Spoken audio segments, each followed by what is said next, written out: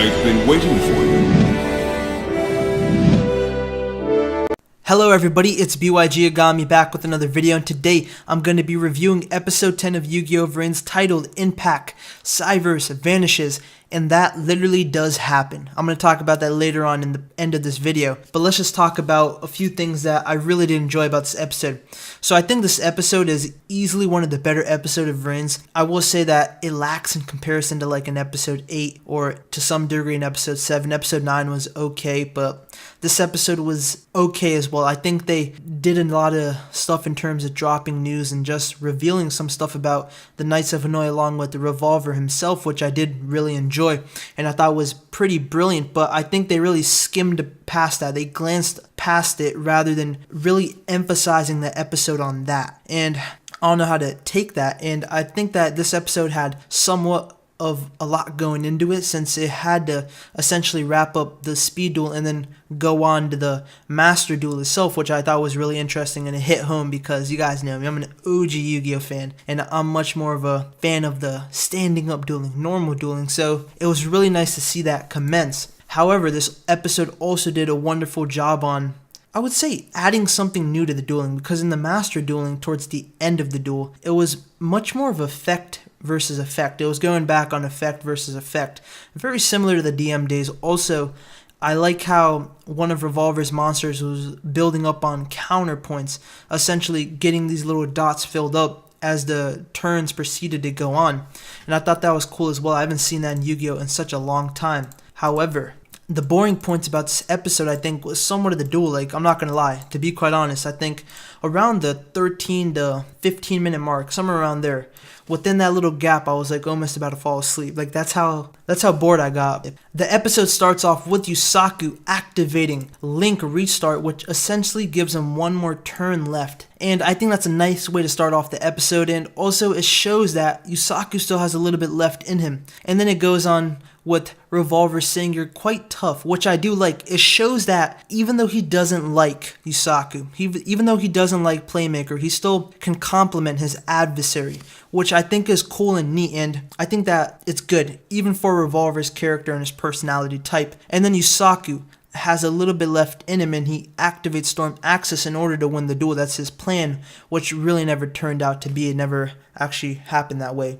However, Ignis releases Cyberse material in order to create a bigger data storm, which means that there's more to Ignis than we think. That means that he does have some sort of memory of how Cyberse activates, since he was able to create a data storm. Of course, not the size of possibly Revolver's. I totally forget. I don't remember how big Revolver's data storm was. I do remember that it wasn't even a data storm, it was a wave. It's been a while since I watched the episode, around a week, but I've been watching a lot of shows, so my memory's faded about episode 9 of VRAINS. However, I think that the episode was good in that regard, and I do like how they showed that Revolver was somewhat laying back, chilling back, seeing Yusaku's plays. And then as the episode proceeded on, we get to see that he really was waiting until the master duel to occur. But when we saw Yusaku go into the data storm, he was somewhat struggling to draw that final card that he needed. And I still like that. I still like that Yusaku is somewhat struggling. However, it goes on, and then Revolver is like, I was waiting for this, which is Yusaku creating the data storm. And then Dr. Kagami talks about how essentially it's like killing your own child, which he talked about, I think, in episode 7 about Ignis, which also hinted at the fact that he might have created Ignis. And then this is the shocking part. This is the thing that really made me have that Junichi face, that, you know, that little meme face that Junichi has. I don't know, I was sort of hyped, I was sort of shocked, a lot of emotions came out. And that is Revolver calling Kogami his father. He talks about how, or well rather he states, "Father, it's time," or something along those lines, which I thought was very shocking. And someone actually did point this out. I was going to make a video about this for this week's Fan Theory Friday. Someone pointed out that maybe Kogami is actually Revolver's father, which happens to be the case. And if you did comment that, you are the greatest theorist inside the Yu-Gi-Oh community, at least for the VRAINS portion. I mean, wonderful theory. That person also created another theory, which I will talk about in Fan Theory Friday. Just amazing, like how well spot on that person was. And also, guys, comment your guys' theories down in the comment section for Fan Theory Friday on what you think could possibly happen. And then as Yusaku is going into the data storm, we get to see that Revolver his father actually gets some sort of card. He spawns a card for his son, and that's sort of the indication for Revolver to act upon this data storm. I think that was sort of the signal, essentially. And I think it's really nice that they show that. I do like how they show that Yusaku is having problems, as I said before, about drawing the card, while Revolver didn't. And that does show the gap between their skills, which I think is wonderful that they represent. Even in the tiniest things, it's very much shown that there is a difference in skill. Even if it's a little, it still plays a huge amount in this duel. Revolver talks about how he can see all of Yusaku's moves, and he made the duel go into tie, and then that's how they go into the data storm, and the Master Duel commences. Now he uses the data storm, and then the Master Duel takes place within the data storm, and Ignis points out how it's very calm inside the data storm, while the storm itself is very destructive, which I thought was really cool and neat, that little thing that they had in there.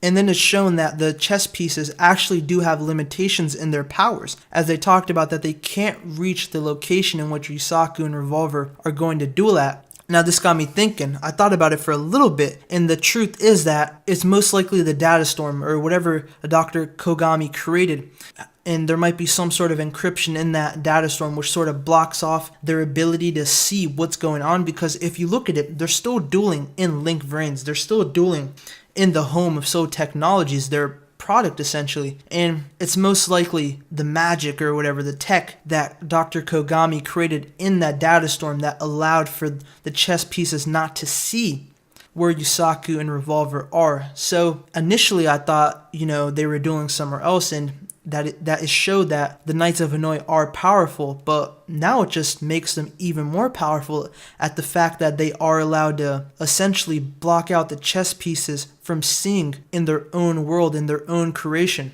So the Knights of Hanoi are a group not to be messed with. In addition, they're also much stronger than I thought, and I think a lot of you guys thought as well. As soon as the Master Duel commences, Revolver states this, that the true power of a Link monster can only be unleashed in a Master Duel.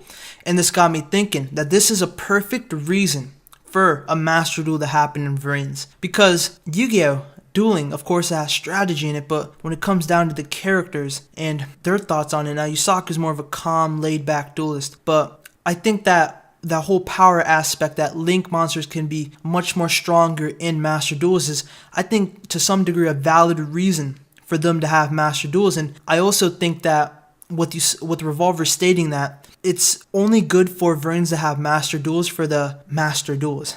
And of course not the format itself, but literally the Master Duels. The top duels, things like, of course, Yusaku versus Revolver or Aoi versus Emma. Now, of course, they have no sort of history together just yet, but I think that they're going to duel down the line in the future because, of course, it's more so like Emma could be a rival for Aoi, or it could be the other way around, even though she's trying to protect Aoi. Oh no, it's just an example I'm throwing out there. And then one thing I noticed is that Revolver and Yusaku still have a lot of power left in them. They still have a lot left in their tank in terms of their dueling abilities, which is good. Is good because I thought that in the speed duel itself they were going to run out, that all their tricks were going to be shown. Well, they haven't even been shown yet. It's only been stage 1. You still got 10 more stages left. And then Revolver activates this card, which I think his father gave to him. Now, I might be incorrect on that. I think I'm most certainly incorrect on that, but he activates this field spell titled Fire Prison, which is one OP card. Now, I'm not going to explain what the card is. If you guys have watched the episode, you know how powerful that card is. And one other thing I noticed is that Ignis and Yusaku were talking about Revolver's monsters, and they're like, huh? He never activated this card before. Yusaku points out that Revolver might be using his real deck. So what was Revolver using in the first duel? Was he just using bullshit cards that are meant to test out Yusaku's skills? I have no clue. And it's kind of strange, when did he swap his deck? But I think I'm being a little bit too, just looking into it. But, oh no, I think they should explain that much better. Now, I think one of the most annoying parts, except for the last portion of this episode that was somewhat boring, is the Link summoning animation. That has really gotten annoying, to be quite honest. Now, of course, it's something minor, and of course, I do have to be fair since they are Gallop and whatever other companies are producing the Yu-Gi-Oh! Anime that they outsource to. They have 6 to 4 weeks to produce this anime, so time is very limited for them, but at the same time, do something about the Link summoning animation. I mean, all they literally have to do to my knowledge about how animation works. Of course, it's a template that they've already drawn months ago, most likely. They literally have to go in hue and saturation in their editor, which most likely is Adobe Premiere Pro, and just switch the colors, and I think that would be much better. I mean, it takes possibly 2 seconds. I mean, all they have to do is literally just make a few of them, like green, yellow, purple, blue. I see the same one, and I think the link summoning animation itself is getting kind of repetitive as well, so I don't like that. And also, Yusaku thinks on his feet as well because he catches on to Revolver's plan. He sort of catches that Revolver is trying to work on his defense much more than his offense, and initially they thought it might be for something else, but Yusaku's like, maybe Revolver is planning something grand, something that is going to help him out in the later portions of the duel, which is most likely the thing. And also, I love how the episode ends off. I think it has possibly one of the greatest episode endings for a Yu-Gi-Oh episode. Why the fuck you lying? Why you always lying? Oh my god, stop fucking lying. I mean, well, I shouldn't say that. Of course, I don't mean like great episode endings. But in terms of teases, I think it's really good because it left me, I really wanted to see episode 11 already, just from that ending, along with the preview that I read. And just to get off topic, right, I think that one of the greatest episode endings for Yu-Gi-Oh! Is episode 4 of GX. I think that's the episode where Judai is dueling Manjoman. I mean, what a great episode. I'm sorry that the conversation, or well rather the review, moved on to this, but I think it's very important. I mean, that episode ending is literally a movie ending. And if you guys haven't seen it, watch the first 4 episodes of Yu-Gi-Oh! GX. You can check them out on Crunchyroll subbed. You can check them out on Yu-Gi-Oh.com or whatever, the dub version. I think both endings for that episode are equally great in both dubs. Now getting back onto Yu-Gi-Oh! VRAINS, I do like how when Revolver activates Fire Prison's effect, that it negates all Cyberse monsters in addition to Ignis. And that puts Yusaku backed up in a corner. This is the first time Yusaku Fujiki has been backed up to a corner to the point where he knows he's somewhat screwed. He knows that he's essentially, and pardon for my language, fucked. He's completely effed. And I like that. I like that because that's great. That's what Yu-Gi-Oh! Is meant for. Of course, we have our overpowered protagonists that are going to win every single duel. They always win their duels. You know, it's just Yu-Gi-Oh!-esque. But the thing is, when we have these duels that are very monumental and have some sort of meaning to them, and the fact that we don't know if Yusaku is going to win this duel, not only that does that make it great, but how Revolver has been dueling against Yusaku. He's always had 2 to 3 steps ahead of him. He's always backed him up in a corner, and this time he's backed him up to a corner where he possibly doesn't have any escape route. And the thing is, in the episode preview, now I'm going to stop doing episode preview breakdown simply because I think there really isn't that much you can go off of. It also shows that Ignis is in some sort of water,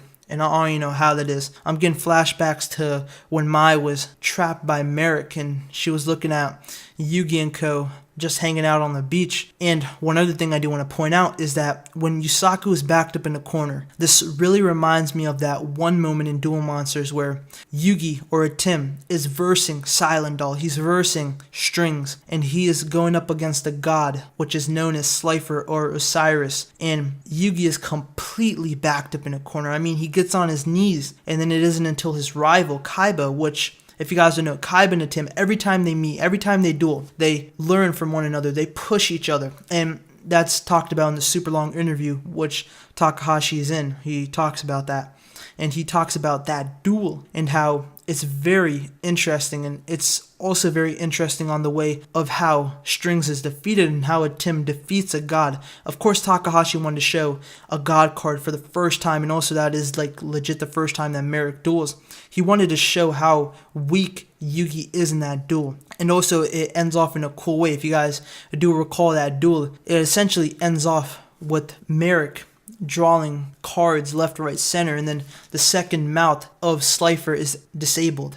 It's negated, it doesn't work anymore. And it's not a way that a Tim would end this duel off. And you guys might be wondering, why are you talking about Duel Monsters? I'm making a comparison to how Yusaku Fujiki is backed up in a corner, but not only that, this duel might end off in a fashion that Yusaku isn't used to, because he isn't even used to a master duel. This is most likely his first master duel.